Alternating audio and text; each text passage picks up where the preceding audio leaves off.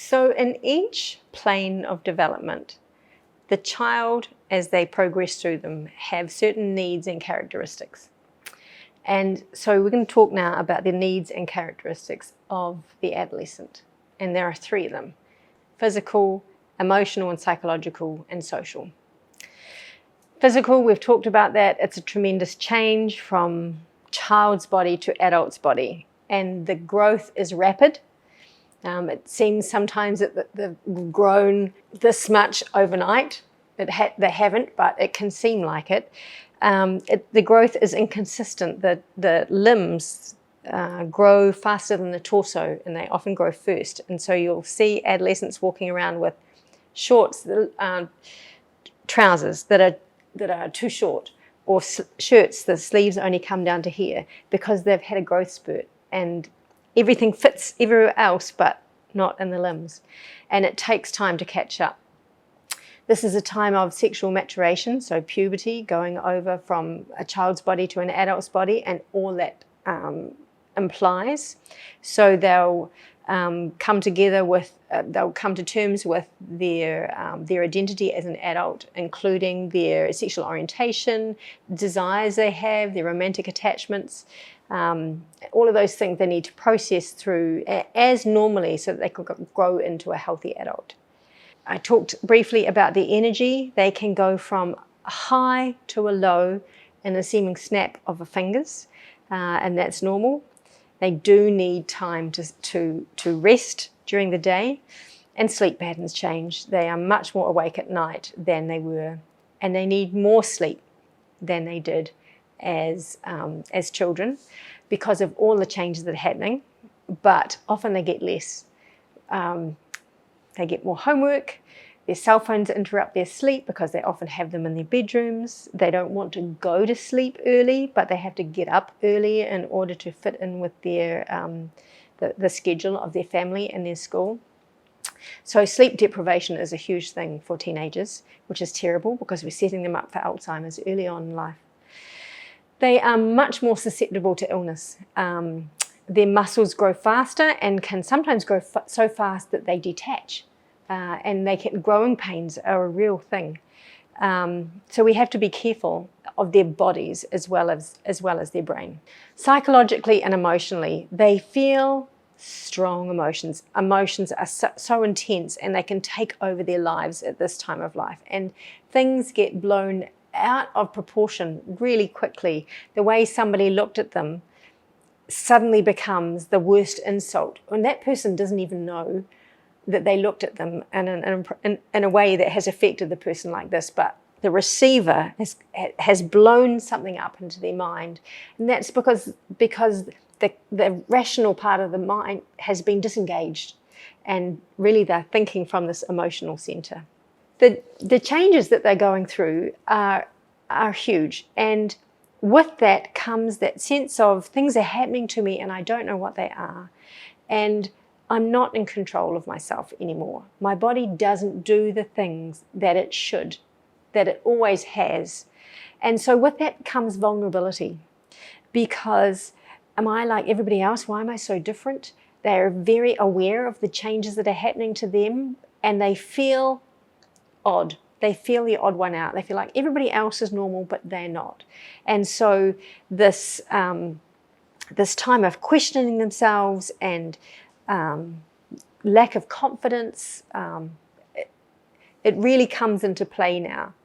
And unsurprisingly, this is when a lot of mental illnesses will rise in young adolescents. With this sense of uncertainty comes anxiety. Am I doing it right? Is my body the same as theirs? Is this normal? Oh my God, what's happening? All of this questioning. If there is a tendency towards this, or if there is nobody supporting them and going, yeah, that's normal, it's okay, then those anxieties can turn into things like depression, or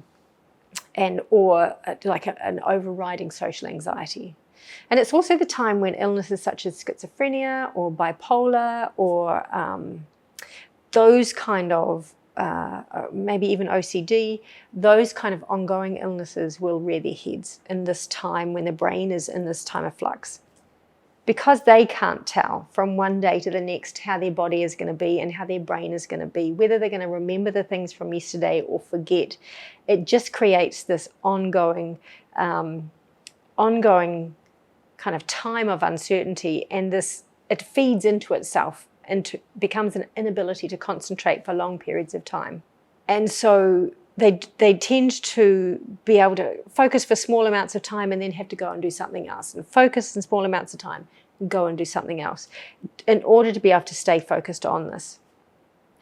In this time, they are susceptible to the motivation or the encouragement of their peers to doing things they wouldn't necessarily do on their own. So if they were on their own, they might not jump from the fifth stair, or they might not go downhill really fast with no hands on their bike and there's an intersection down the bottom of the hill that they can't see cars coming the other way. So they'll take risks, especially when they're with their peers. Their peers will encourage them because the approval of their peers, their friends, means much more to them at this age than anything else. And so it means much more than the risk of possible injury. And so that motivation of being in a group and their peers saying, yeah, do it. They are now, I guess, susceptible to risk-taking and a peer approval. And so what their peers say mean more than what their parents say. It's not what their parents say doesn't mean anything, and it's still there in the back of their mind, but their peers who are with them now can override that. And that's why we know, well, in most cultures, we think of adults as people who do foolish things that we as adults would go, no, but they will do them because their friends are there and their friends are going, yeah. So they are capable of mature thought and they are capable of knowing what the results are. It's just that the reward from their peers is much more motivating. And going on to that capable of mature thought, they are able to see ways through problems that for adults would stump us for a long time. And they can go, oh no, you just need to do this, and this, and you'll be fine. I was like, oh, actually, you're right. So they are capable of reason and seeing things through, and actually quite mature thought. It's just that it comes in bursts.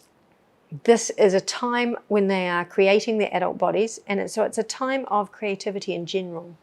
What's going on in terms of their bodies is something often they can't express through normal avenues. And so what we say in Montessori is this is a time of a great need for creative expression.